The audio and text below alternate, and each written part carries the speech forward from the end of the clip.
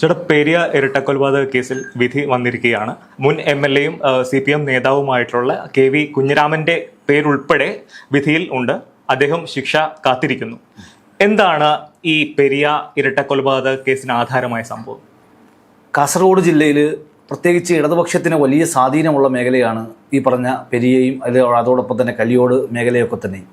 ആ മേഖലയിൽ വളരെ നല്ല രീതിയിൽ അവിടെ പ്രാദേശികമായ രീതിയിൽ ജനങ്ങൾക്കിടയിൽ, സാധാരണക്കാർക്കിടയിൽ, എല്ലാ വിഭാഗം ആളുകളുടെയും ഇടയിൽ അവരുടെ എല്ലാം ഏറ്റവും പ്രിയപ്പെട്ടവരായി ജീവിച്ച രണ്ട് ചെറുപ്പക്കാരായിരുന്നു പ്രിയപ്പെട്ട ശ്രീ ഈ പറഞ്ഞ കൃപേഷും ശരത്ലാലും.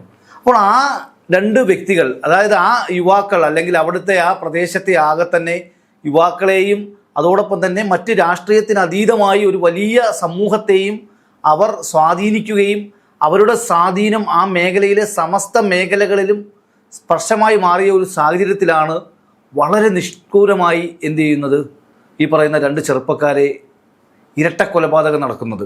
കേരളത്തിൻ്റെ നമുക്കറിയാം, ചരിത്രം നമ്മൾ പരിശോധിക്കുമ്പോൾ ഒരുപാട് രാഷ്ട്രീയ കൊലപാതകങ്ങൾ സംഭവിച്ചിട്ടുണ്ട്. പക്ഷേ ഇത്തരത്തിൽ സംഘടിതമായി അല്ലെങ്കിൽ അവരെ വകവരുത്തണം അല്ലെങ്കിൽ കൊലപ്പെടുത്തണം എന്നുള്ള കൃത്യമായ ഉദ്ദേശത്തിന്മേൽ ഒരു പ്ലാനിങ്ങോടുകൂടി നടത്തിയ ഒരു മർഡറുകളുടെ ചരിത്രം നമ്മൾ അപൂർവമായിരിക്കും. അതിലൊന്നാണ് പെരിയ ഇരട്ടക്കൊലപാതകം. അതാണ് ഇന്ന് കോടതി ഈ ശിക്ഷാവിധിയിലൂടെ ഇത്രയും ആളുകളെ കുറ്റക്കാരാണെന്ന് കണ്ടുപിടിക്കുന്നതിലൂടെ എത്തുന്നത്. എങ്ങനെയായിരുന്നു ഈ കൊലപാതകം നടത്തിയത്? അല്ല, കൊലപാതകം നമുക്കറിയാമല്ലോ, അന്ന് അവിടുത്തെ ഉത്സവ സീസണായിരുന്നു.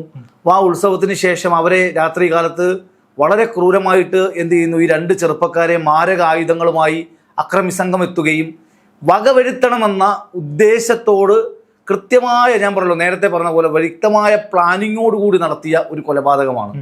പക്ഷെ അതിനുശേഷം കൃത്യമായിട്ട് തെളിവ് നശിപ്പിക്കുവാനുള്ള വലിയ ശ്രമങ്ങളുണ്ടായി.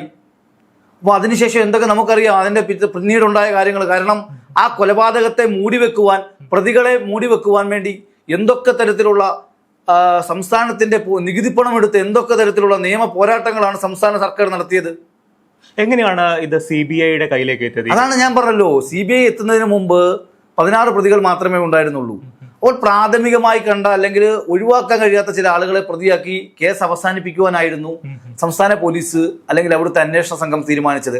കൃത്യമായ ഡയറക്ഷൻ, അതായത് ഈ പറയുന്ന ഇതിലേക്ക് പല ഉന്നതരായിട്ടുള്ള ആളുകളെയും പ്രതിയാവാൻ സാധ്യതയുണ്ട്, അല്ലെങ്കിൽ അവർക്കൊക്കെ കൃത്യമായിട്ട് ഇതിൽ കൈയുണ്ട്, അല്ലെങ്കിൽ കൃത്യമായിട്ട് ഇതിലൊരു പ്ലാനിങ് ഉണ്ട് എന്ന നിഗമനത്തിൽ, അല്ലെങ്കിൽ ആദ്യ അവസാനം മുതൽ പാർട്ടിയും അതോടൊപ്പം തന്നെ ഈ പറയുന്ന കൃപേഷിൻ്റെയും ശരത്ലാലിൻ്റെയും വീട്ടുകാരും കുടുംബവും ഒക്കെ തന്നെ വിശ്വസിച്ചു എന്തായാലും ഇതിൻ്റെ അന്വേഷണം, അതായത് നീതിപൂർവം അല്ല നടക്കുന്നതെന്നും അതിനെതിരെ ഹൈക്കോടതിയിലേക്ക് വരികയും ആദ്യം അപ്പോഴേക്കും സർക്കാർ ധൃതി പിടിച്ച് അത് ക്രൈംബ്രാഞ്ചിന് കൈമാറി.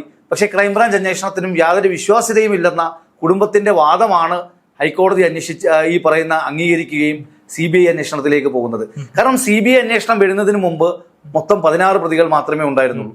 പക്ഷേ CBI കൃത്യമായ അന്വേഷണം നടത്തി കൃത്യമായിട്ട് ഈ പറയുന്ന ഗൂഢാലോചനയിലേക്ക് അവിടുത്തെ മുൻ MLA ഉൾപ്പെടെ പ്രതിയാക്കി, പാർട്ടിയുടെ ഏരിയ കമ്മിറ്റി, ജില്ലാ കമ്മിറ്റി നേതാക്കന്മാരെ പ്രതിയാക്കി, DYFI നേതാക്കന്മാരെ പ്രതിയാക്കിക്കൊണ്ട് ഇതിൻ്റെ ഗൂഢാലോചന കൂടി പുറത്തു കൊണ്ടുവരുവാൻ CBI അന്വേഷണത്തിന് സാധിച്ചു. അങ്ങനെ CBI അന്വേഷണം വരാതിരിക്കാൻ വേണ്ടി എത്രയോ ലക്ഷം രൂപ ചെലവിട്ടാണ് ഈ പറയുന്ന അഭിഭാഷകരെയും മറ്റുള്ളവരെയും ഒക്കെ തന്നെ ഇറക്കി സുപ്രീം കോടതിയിലും അല്ലെങ്കിൽ ഈ പറയുന്ന ഹൈക്കോടതിയിലുമൊക്കെ ഇത് തടയാൻ വേണ്ടി സർക്കാർ സ്വീകരിച്ച ഒരു സമീപനമുണ്ട്. അത് കാണുമ്പോൾ തന്നെ അറിയാം ഈ കൊലപാതകികളെ പുറത്തു വരുന്നതെന്ന് നമ്മളെ കേരളം ഭരിക്കുന്ന സർക്കാരിന് കൃത്യമായിട്ടുള്ള ആഗ്രഹമുണ്ടായിരുന്നു എന്ന് അവരുടെ ആ വെപ്രാളം കാണുമ്പോൾ തന്നെ നമുക്ക് അന്ന് തന്നെ മനസ്സിലായിട്ടുള്ളതാണ്. പൊതുവെ ഈ മലബാർ എന്ന് പറയുമ്പോൾ BJP CPM സംഘർഷങ്ങളാണ് പൊതുവെ ചർച്ച ചെയ്യപ്പെടുന്നത്. എങ്ങനെയായിരുന്നു ഒരു കോൺഗ്രസ് പ്രവർത്തകരെ അറ്റാക്ക് ചെയ്യേണ്ട അവസ്ഥ വന്നത്? അല്ല, നമ്മൾക്കറിയാം അവിടുത്തെ ഈ അടുത്ത കാലത്ത് മലബാറിനെ സംബന്ധിച്ചിടത്തോളം കൃത്യമായിട്ട് രാഷ്ട്രീയ സംഘർഷങ്ങൾ എന്ന് പറയുമ്പോൾ ഈ പറയുന്ന CPM-ഉം BJP-യും ഒക്കെ തന്നെ നിരവധിയായിട്ടുള്ള സംഘർഷങ്ങൾ കണ്ടുണ്ട്.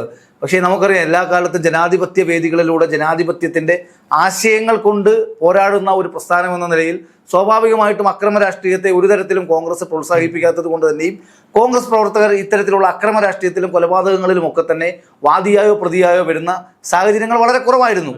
പക്ഷേ ഈ പറയുന്ന ഷുഹൈബിന്റെ കൊലപാതകം നമുക്കറിയാം. അതിനുശേഷമാണ് ശരത്ലാൽ കൃപേഷേക്ക് വരുന്നത്. അപ്പോൾ കൃത്യമായിട്ട് ഈ പറയുന്ന സമൂഹത്തിലേക്ക് ഉയർന്നു വരുന്ന ഇതായത് ചെറുപ്പക്കാരെ അല്ലെങ്കിൽ പ്രാദേശിക തലങ്ങളിൽ ചെറുപ്പക്കാരെ കൂട്ടി അല്ലെങ്കിൽ സമൂഹത്തിൽ മാറ്റം കൊണ്ടുവരുന്ന ആളുകളെ ടാർഗറ്റ് ചെയ്ത് കൊലപ്പെടുത്തുക എന്ന പ്രാകൃതമായ ഒരു ശൈലിയാണ്. ആ ശൈലി ഇനിയെങ്കിലും, അതായത് ഇതൊരു താക്കീതാക്കി എടുത്തുകൊണ്ട്, അല്ലെങ്കിൽ ഇത് കേരളീയ സമൂഹം, അതായത് നമുക്കറിയാം കാസർഗോഡ് ഈ കൊലപാതകത്തിന് ശേഷം വലിയ രാഷ്ട്രീയ മാറ്റം തന്നെ എന്ത് ചെയ്തു, ഉണ്ടായി. അത് അവിടുത്തെ തെരഞ്ഞെടുപ്പുകളിൽ പ്രതിഫലിച്ചു. ജനങ്ങൾ ഈ പറയുന്ന അക്രമികൾക്കെതിരെ അല്ലെങ്കിൽ അക്രമ രാഷ്ട്രീയത്തിനെതിരെ വിധി എഴുതുന്നത് കേരളം കണ്ടു.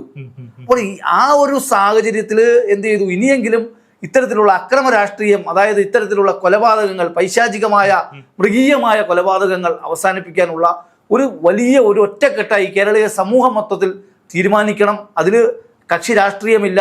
അതിൽ CPM, അതായത് നമുക്കറിയാം CPM-നെ സംബന്ധിച്ചിടത്തോളം അവരുടെ ഐഡിയോളജിക്കലായിട്ട് അവരൊരു പൊളിറ്റേറിയൻ ഡിക്റ്റേറ്റർഷിപ്പാണ്. സ്വാഭാവികമായിട്ടും ഈ പറഞ്ഞ രീതിയിൽ എല്ലാ കാലത്തും CPM-ന്റെ ഐഡിയോളജി പരിശോധിക്കുമ്പോൾ വർഗ്ഗസമരത്തിന്റെ കാലഘട്ടത്തിലായാലും എല്ലാം തന്നെ ഇത്തരത്തിലുള്ള അക്രമങ്ങളും അല്ലെങ്കിൽ അതെല്ലാം തന്നെ നമുക്കുണ്ടായ കാര്യങ്ങൾ നമുക്കറിയാം.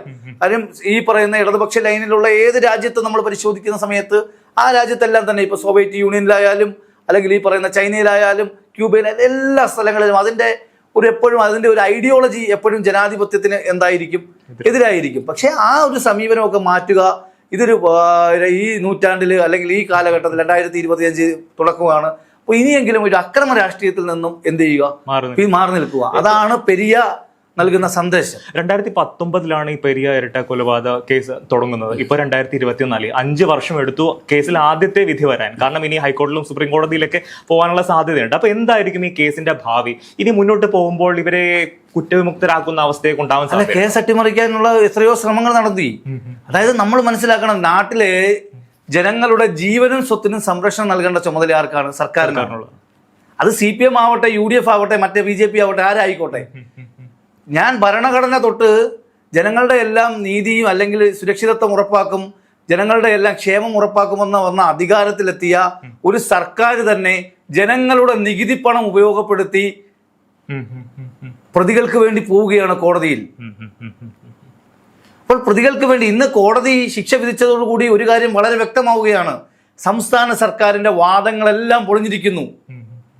എന്താണ് അന്ന് സംസ്ഥാന സർക്കാർ അതിനുവേണ്ടി മറുപടി പറഞ്ഞത്? CPM എന്തുകൊണ്ടാണ് പറഞ്ഞത്? ഇതിൽ ഒരു പ്രാദേശികമായ സംഘർഷമാണ്, ഇതിൽ യാതൊരു വിധമായ നേതാക്കന്മാർ ഉൾപ്പെട്ടിട്ടില്ല, അവിടുത്തെ ഈ അമ്പലത്തിൽ നടന്നൊരു പ്രശ്നത്തിന്റെ പേരിൽ നടത്തിയ ഒരു പ്രശ്നങ്ങളാണ്. പക്ഷെ ഇന്ന് ഒരു MLA തന്നെ എന്ത് ചെയ്യുന്നു, ഒരു മുൻ MLA തന്നെ എന്ത് ചെയ്തിരിക്കുന്നു, കുറ്റക്കാരനാണെന്ന് കോടതി കണ്ടെത്തിയിരിക്കുന്നു. അപ്പോൾ അതിന്റെ ഗൂഢാലോചന അല്ലെ അതിന്റെ തോത് എത്രമാത്രം വലുതായിരുന്നു എന്ന് ഇന്ന് വ്യക്തമാവുകയാണ്, കുറ്റക്കാരായി കോടതി വിധിച്ചതോടുകൂടി തന്നെ. അപ്പൊ ഇനിയെങ്കിലും എന്ത് ചെയ്യുക, ജനങ്ങളോട് മാപ്പ് പറയുക, കൃപേഷിന്റെ ശരത്ലാലിന്റെ കുടുംബത്തോട് മാപ്പ് പറയുക, പൊതുസമൂഹത്തോട് മാപ്പ് പറയുക, കേരളത്തിന്റെ പൊതുസമൂഹത്തിൽ നിന്നും ഈ അക്രമ രാഷ്ട്രീയത്തെ നീക്കം ചെയ്യുക. അതിനുവേണ്ടിയുള്ള കാര്യമാണ് ഇനി ചെയ്യേണ്ടത്. അല്ലാതെ നേരത്തെ ഇവിടെ സൂചിപ്പിച്ചതുപോലെ സ്വാഭാവികമായിട്ട് ഇനി ഉണ്ടാവുന്ന നമുക്കറിയാം. ഈ കേസിനെ അട്ടിമറിക്കാനുള്ള ഇനി എന്തൊക്കെ ചെയ്യാൻ കഴിയുമോ അതെല്ലാം ചെയ്യും. അതിന് നാട്ടിലെ നികുതി പണമാണ് ഉപയോഗപ്പെടുത്തുന്നത്. അതാണ് വിഷമം. ഇപ്പൊ CPM-ന്റെ അണികളെ ഈ പറയുന്ന കേസിൽ നിന്ന് രക്ഷപ്പെടുത്താൻ വേണ്ടി വക്കീലിനെ വെക്കുന്നതിനോ അല്ലെങ്കിൽ പണം എടുത്ത് ചെലവാക്കുന്നതിനോ ഒന്നും യാതൊരു വിധമായ തടസ്സമില്ല. സ്വാഭാവികമായിട്ട് അതൊരു രാഷ്ട്രീയ പാർട്ടിയാണ്. പക്ഷേ പൗരന്റെ നികുതി പണം എടുത്ത അല്ലെങ്കിൽ ജനങ്ങളുടെ ജീവനും സ്വത്തിനും സംരക്ഷണം കൊടുക്കുമെന്ന് പറഞ്ഞ് അധികാരത്തിലെത്തിയ ഒരു സർക്കാർ തന്നെ ആ സർക്കാരിന്റെ കീഴിൽ അല്ലെങ്കിൽ ആ നാട്ടിലെ 2 ചെറുപ്പക്കാരെ കൊലപ്പെടുത്തിയ പ്രതികൾക്ക് വേണ്ടി ഈ നാടിന്റെ പൊതു ഖജനാവിലെ പണം എടുത്തുകൊണ്ട് കോടതി കയറുമ്പോഴാണ് പ്രശ്നം. അതാണ് ഞങ്ങൾ ഉന്നയിക്കുന്നതായിട്ടുള്ള പ്രധാന പ്രശ്നം. എന്നിരുന്നാലും 2 ഇരട്ട കൊലപാതകത്തിന്റെ വിധി വന്നിരിക്കുകയാണ്. ഇനി ഒരിക്കലും മലബാറിൽ ഒരു രാഷ്ട്രീയ സംഘർഷമോ കൊലപാതകമോ ഉണ്ടാവാതിരിക്കട്ടെ എന്ന് നമുക്ക് പ്രാർത്ഥിക്കാം. അതോടൊപ്പം തന്നെ പ്രത്യാശിക്കാം. അതെ, നന്ദി.